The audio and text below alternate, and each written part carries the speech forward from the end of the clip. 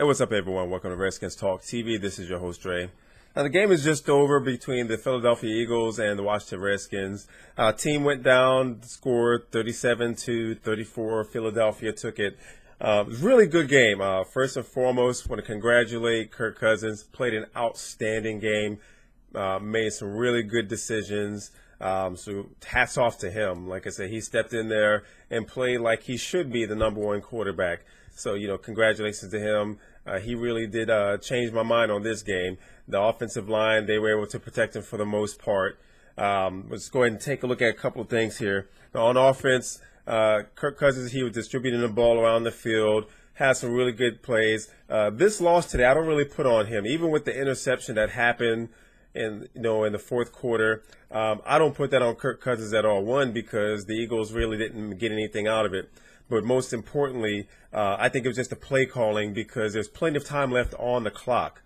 And for some reason, Jay Gruden got away from the run, which is one of my biggest gripes, because Alfred Morris has yet to peak 100 yards in a game. And it's one of those things to where there was opportunity for him to run. I think with a little bit of stronger play from the offensive line, getting those holes open, Alfred Morris could have had a more successful game.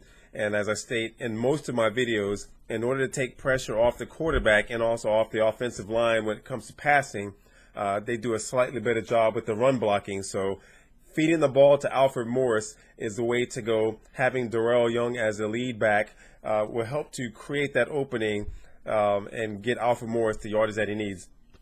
But overall, good game. It's got to, when I'm watching the game, I'm writing down on a notepad a lot of the things that I'm observing from the game, both on the offensive side and the defense. For the most part, once again, just running the ball.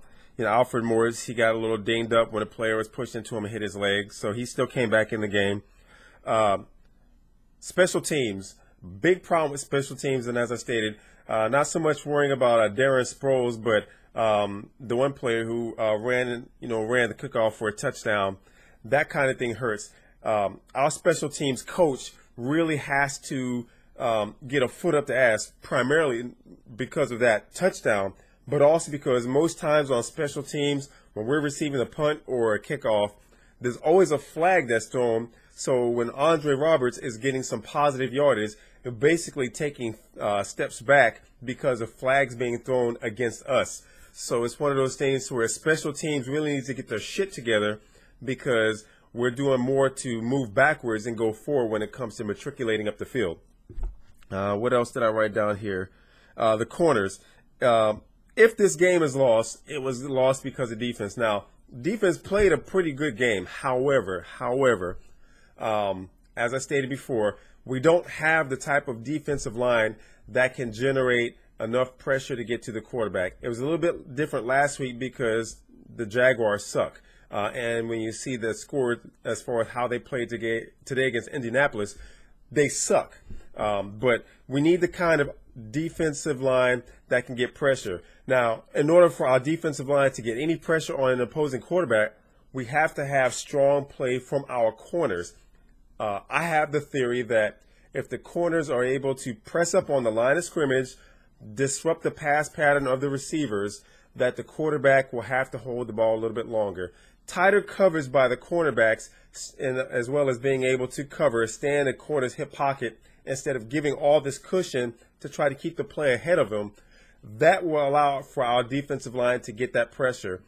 We don't have a strong enough nose tackle in our 3-4 defense to get up the middle against an offensive line like the Philadelphia Eagles. Even with their most of the offensive linemen dinged up, they were still able to protect Nick Foles. I really think that we got sacks on him. If we did, not that many. But that's just one of the things. There's a difference between being hurried and Nick Foles being able to stand in the pocket and read the receiver's routes and get the pass off. But this game right here was lost by not so much our special teams, but they have the issues, but by our defense, because the receivers were able to get open. The Eagles' running game was pretty much shit. We were able to shut down a running game, so they definitely changed my mind about that. They were able to get to LaShawn McCoy, keep him stymied. Darren Sproles didn't really have much of an impact in the running game, even though, with the screens and all that, As I stated in my pre-analysis video, you have to watch out because in over-aggressive defense, the Eagles, ever since the days of Andy Reid, have been throwing that damn screen pass, and it gets us off balance, and they already got their lead blockers out there. Fortunately, with the one screen that would have been a touchdown for Macklin was called back because of a holding penalty, but that's just an example. So our defense basically is what let us down because the Eagles were able to get down the field. The Eagles were able to score those passing touchdowns. So that's what really got us. E.J. Biggers, number 30. I said this about Bakari Rambo, and I also said this about E.J. Biggers, number 30. Now, he did exonerate himself, but there was a play where he had gotten beat. And every time for the past couple of seasons when I've seen E.J. Biggers on the field and there's some sort of go route by the receiver and E.J. Biggers is covering, he's usually caught peeking in the backfield and the receiver gets behind him. Fortunately, with this game, didn't result in a touchdown, but it did result in a big play. And like I said, a couple plays later, he was able to stop the ball carrier for a short loss, so they weren't able to convert and get a first down. But all the same, every time I see number 30 on the field for our defense, my ass puckers because there's something that's always a train wreck waiting to happen when he's on coverage with a nickel or a dime in those dime packages. So they need to really work with him. Just like I think he's a better defender than Bakari Rambo when he's able to get a ball carrier in the open field. But when it comes to coverage, I still think he's a liability. Let's see here. Defense, once again, being able to get off the field, the Eagles being able to march down the field. We held them for the most part. It was a tight game, so a lot of people weren't necessarily predicting that. But there's two categories when it comes to football, an L and a W. And unfortunately, we take home the L today. So I got to hear a whole bunch of bullshit from the Cowboy fans. By the way, fuck the Cowboys. Gruden, Coach Gruden, run the fucking ball. I mean, really.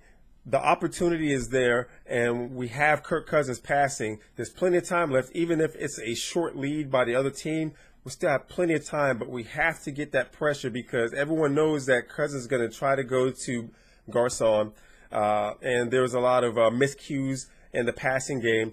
But Kirk Cousins, he played an outstanding game today. So, once again, as far as the run game, we have to be able to stick to that run game and commit not necessarily to getting Alfred Morris 100 yards, even though that is my wish, but at least to get Alfred Morris anywhere from 25 to 30 carries because that's what's going to take some pressure off of the passing game when the defense has to worry about number 46 and his ability to break tackles and get those good gains.